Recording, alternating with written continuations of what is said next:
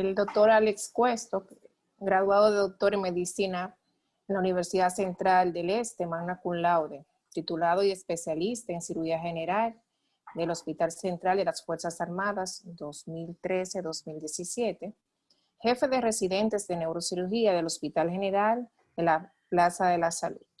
Doctor Alex, ¿está listo? Sí, claro, muy buenas tardes. Podemos iniciar, doctor. Nada, agradecemos a la sociedad la aceptación del tema propuesto. Es un tema bastante común en la práctica, nuestra información y de todos los especialistas en neurocirugía, solicitud principalmente del servicio de intensivo de cada hospital. Vamos a discutir una condición especial de este diagnóstico.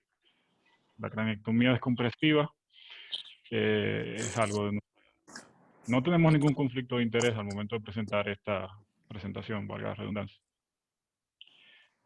Haciendo una introducción, el uso de la craniectomía descompresiva sabemos que es un acto quirúrgico muy común en el caso de la hipertensión intracraneal intratable, que es refractaria al tratamiento clínico. Y recordar que existen dos pilares fundamentales para este tratamiento de la hipertensión intracraneal, que es el tratamiento clínico, para evitar la proliferación del edema cerebral producto de la isquemia, y lo que es la monitorización de la presión intracraneal. Eso es algo que tenemos que tener en cuenta siempre en este tipo de pacientes. El problema con esto es que tenemos que buscar un consenso en la indicación de cuándo realizar una craniectomía descompresiva, cuándo es beneficiosa. Y ese acuerdo es a veces difícil de llegar entre los intensivistas y nosotros como neuroquirúrgicos. Principalmente cuando el periodo de evolución del estado de isquemia ha sido tan prolongado que realmente nosotros como quirúrgicos no entendemos que existe un beneficio alguno en la realización del gesto. Esto no es algo que se habla desde ahora. Desde 1866, Victor Hochuli propuso el siguiente enunciado que dice que la apertura del cráneo alivia los síntomas del aumento de la presión intracraneal, y eso es algo cierto. Se investigó por muchos otros especialistas, incluyendo Harvey Cushing, hicieron las modificaciones para la craniectomía descompresiva bifrontal, la hemisférica, la selectiva polar temporal, varios tipos de craniectomía que se hicieron. Pero al final de cuentas, hemos llegado a lo que es la técnica común de hoy, donde básicamente nos estamos limitando a lo que es la craniectomía hemisférica, la bifrontal o la suboccipital o occipital cuando corresponde a un proceso isquémico de fosa posterior. Las indicaciones de la craniectomía descompresiva, Carter colaboradores y Ricky colaboradores establecen que los valores para realizar una craniectomía descompresiva en cuanto a la presión intracraneal deben ser de 25 y 30 milímetros de mercurio respectivamente. De hecho, se establece que la craniectomía descompresiva por sí sola, solamente quitando el hueso, reduce la presión intracraneal en un 15 o un 20% con relación al valor inicial antes de la craniectomía, y que cuando ésta se asocia a una apertura de la dura, se puede reducir la presión hasta un 70%. Hay estudios iniciales que le daban un veto de inicio a realizar una craniectomía descompresiva cuando el hemisferio comprometido era el hemisferio dominante. De hecho, hasta recientemente hay muchos especialistas que consideran que hay que diferenciar entre si es hemisferio dominante o no dominante. Sin embargo, estudios como el DESTINY establecen que los pacientes que se someten que sobreviven al procedimiento de una cirugía, tanto en el hemisferio dominante como dominante, no tienen una significancia estadística relevante. 53% en el caso de los pacientes que padecían de una sobrevida a una craniectomía descompresiva en un hemisferio dominante por un evento isquémico, y 47% cuando no era dominante. Ahora, cuando estos pacientes, ese estudio se enfocó en los pacientes que se trataban de forma clínica, sí hubo una diferencia estadística significativa, donde los pacientes que tenían una peor evolución eran los pacientes que tenían afectado el hemisferio dominante, un 73%. Ahora, no es solamente la sobrevida, porque también llega algo que valora el neurocirujano. Ok, el paciente va a quedar vivo, pero qué tan funcional quedando vivo va a estar ese paciente. Actualmente ha habido una migración a lo que es el uso del ranking score modificado en sustitución de Karnofsky en muchos aspectos, pero la mayoría de los estudios que buscan el grado de funcionabilidad de un paciente después de un evento cerebral isquémico se basan en el reporte de la escala de ranking modificada. Aquí vemos dos valoraciones, una a un corte a 6 meses en la parte superior y en la parte inferior a un corte a 1 año. En ambos casos, lo que quiero resaltar es que los pacientes que fueron sometidos a cirugía tenían un resultado funcional mucho mejor que los pacientes que se trataban de forma conservadora. Sin embargo, esto dentro de ciertos criterios, que es lo que vamos a establecer y es el motivo de la conferencia.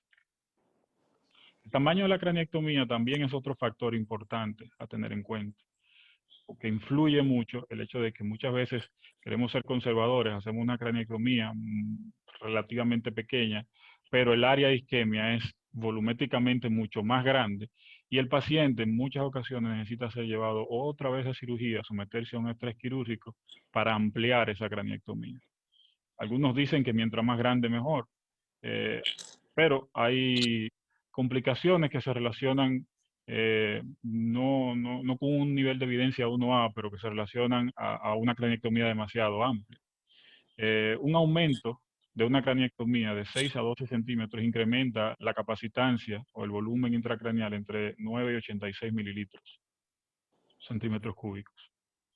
De hecho, el uso de escalas para valorar a quién realizar y a quién no realizar una craniectomía descompresiva ha sido estudiada en múltiples ocasiones. El ASA y la American Heart Association han establecido guidelines han hecho guidelines para uno dar un seguimiento a esto con niveles de evidencia 1B y en algunos casos 1A de la aplicación de las escalas. Y a razón de esto, hemos venido con la aplicación de la escala que más se ha adaptado. Sabemos que en nuestro medio es muy difícil estandarizar criterios, porque cada quien hace un procedimiento de acuerdo a un criterio, a sus vivencias, a las facilidades que tiene en su centro donde trabaja, etcétera, etcétera.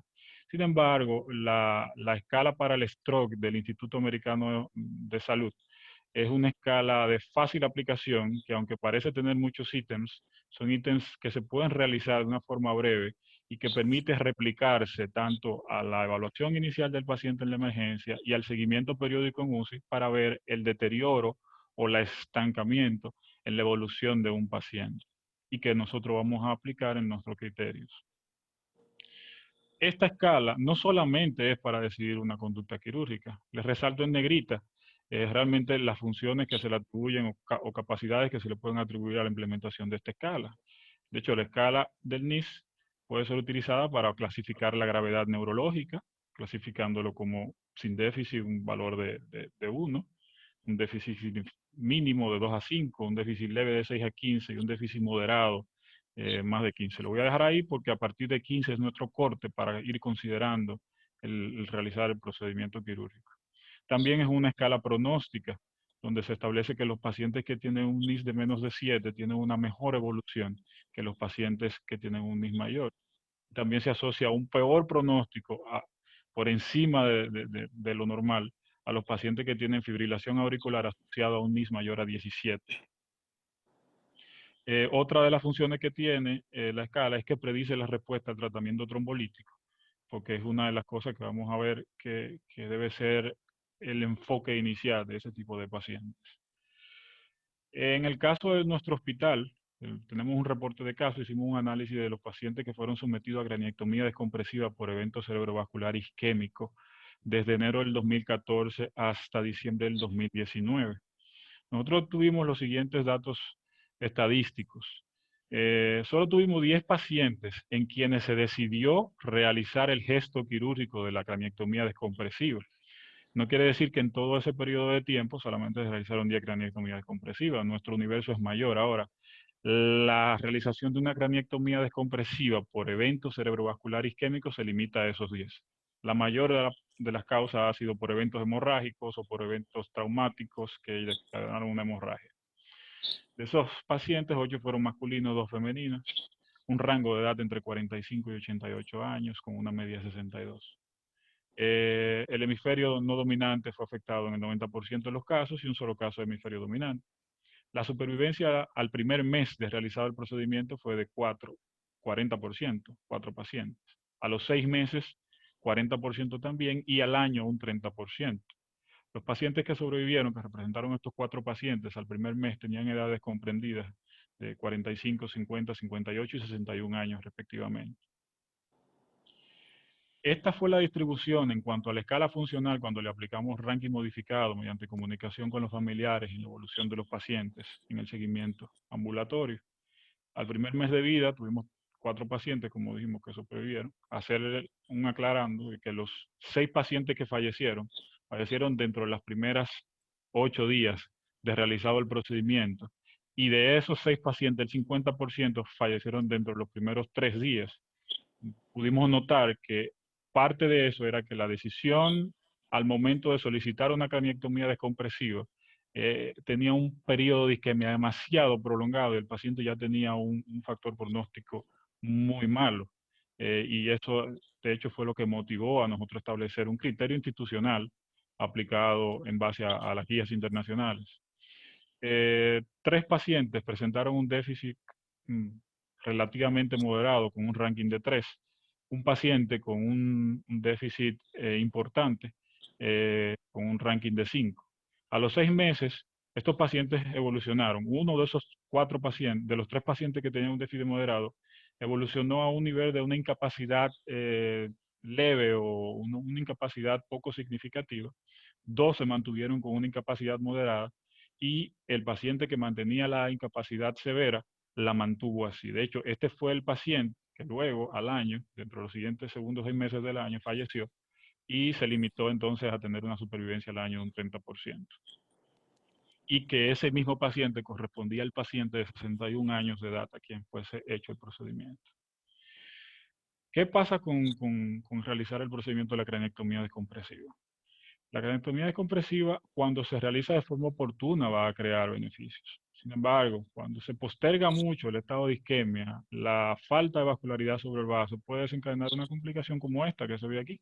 No es más que cuando se decide hacer la craniectomía descompresiva, hay un estado de reperfusión y ese mismo estado de reperfusión, aumento de presión, hace que se produzca lo que es el hematoma intraparenquimatoso y se vea un poco peor a lo que tenía inicialmente. Hay que ver la capacidad de sobrevida que tenga este paciente a partir de ese momento. Otra cosa que puede suceder es que nosotros, como le dije, el tamaño es importante. En este caso se decidió realizar una craniectomía descompresiva temporal. No sé si cabe dentro del término descompresivo, pero solamente fue polar temporal.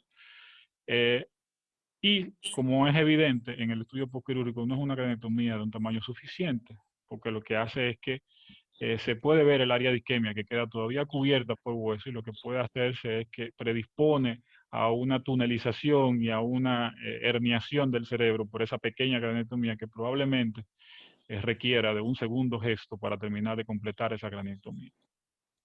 Y otras situaciones son como esta, donde el paciente puede tener herniación, en este caso no una herniación tan volumétrica, pero o la presencia de fístulas. De hecho, los resumo en la siguiente. ¿Cuáles son las complicaciones que se pueden tener? Hematomas intraparenquimatosos o hematomas subdurales, infecciones meningias, herniación transcarvaria, higromas subdurales.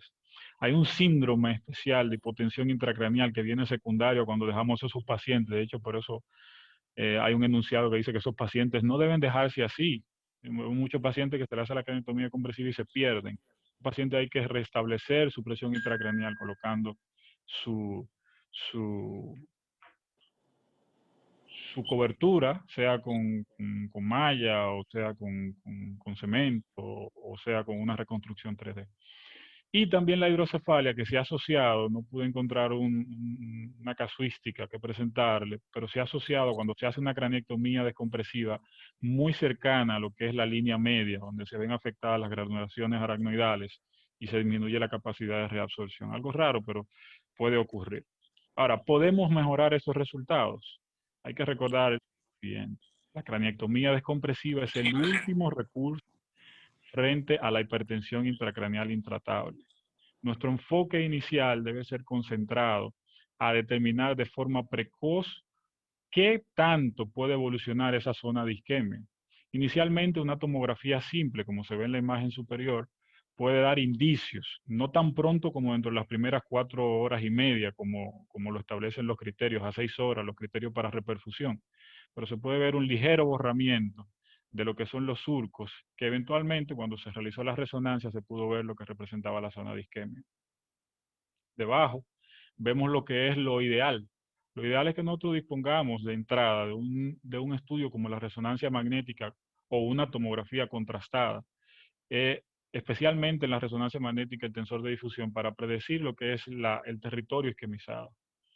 El ASA y la American Heart Association recomiendan realmente con clase 1A lo que es incluir dentro del protocolo iniciar la realización, en la medida de lo posible, de una resonancia magnética con tensor de difusión, para nosotros de forma precoz determinar la zona de isquemia.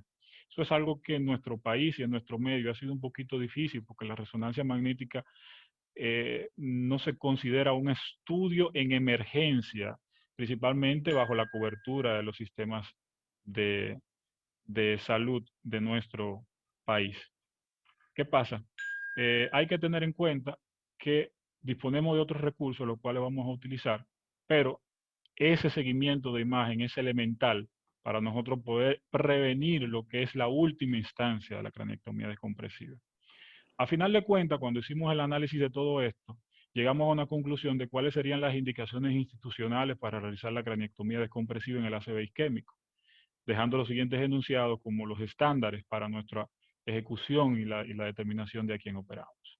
Un paciente de una edad de 65 años o menos, un paciente que tenga un inicio de los síntomas o un agravamiento neurológico de menos de 48 horas, signos clínicos y radiológicos de un infarto extenso de la arteria cerebral media o de un infarto carotídeo. También ese paciente que llega a la emergencia con una oclusión aguda de la cerebral media o de la carótida y que inicialmente nos da un puntaje de NIS mayor a 15, el paciente que tiene deterioro neurológico con respecto al ingreso de más de 4 puntos en el NIS o que aumenta en más de un punto el estado de conciencia en la valoración 1A del NIS, que es otra valoración más allá del Glasgow, habiendo descartado cualquier otra causa neurológica. Cuando realizamos la resonancia magnética, si existe un volumen de más de 145 centímetros cúbicos de isquemia, y si no disponemos de la resonancia magnética, si hay evidencia en la tomografía de más de un 50% de la arteria cerebral media afectada, un incremento en el efecto de masa en la tomografía de seguimiento con relación al estudio inicial, o que exista una presión intracraneal sostenida por encima de 25 milímetros de mercurio. A esto le asociamos también los datos de oclusión de la arteria carótida del segmento M1, tanto en Doppler como en estudios angiográficos. Pongo resaltado con asterisco la situación hemodinámica del paciente, porque eso es relativo, y más si el paciente entendemos que se va a beneficiar de la descompresión, y el consentimiento de los familiares por asunto de implicaciones legales. ¿Cuándo contraindicamos el procedimiento? Ese paciente es de más de 65 años, que tiene una mala situación basal previo a la valoración de la escala, un paciente que sabemos que de por sí tiene una condición basal de mal pronóstico. Deterioro neurológico atribuible a otras causas tratables, hay que corregir eso primero. Enfermedades concomitantes o muy graves que no tienen un buen pronóstico vital de ese paciente, un paciente en cáncer terminal que está en estado agónico, porque tenga edema cerebral, ¿en qué se beneficia de realizar un procedimiento de cranectomía descompresiva? Coagulopatías o riesgo muy elevado de sangrado, una contraindicación por parte del servicio de anestesia, datos clínicos y radiológicos de herniación cerebral asociado a muerte encefálica, si ya el paciente ha evolucionado a esa etapa, entonces no se beneficia de realizar el procedimiento, y respetando la negativa de los familiares para realizar el procedimiento, pues se da el caso de que hay pacientes que quizás cumplen con criterios, pero no tenemos una autorización o un consentimiento para hacer la realización. En conclusión, la craneotomía descompresiva es la última opción en el arsenal contra el edema cerebral maligno secundario a un ACV isquémico. El monitoreo de la presión intracraneal es fundamental para el seguimiento y la decisión quirúrgica. La realización de una revaloración periódica mediante la escala de NIS con el fin de identificar de forma precoz el agravamiento neurológico del paciente y tratar de hacer el procedimiento quirúrgico dentro de las primeras 48 horas es elemental. tener en consideración la edad, el pronóstico vital y las comorbilidades de base del paciente previo a la decisión quirúrgica. Y cuando se realiza en un tiempo oportuno y apegado a los criterios, la craniectomía descompresiva representa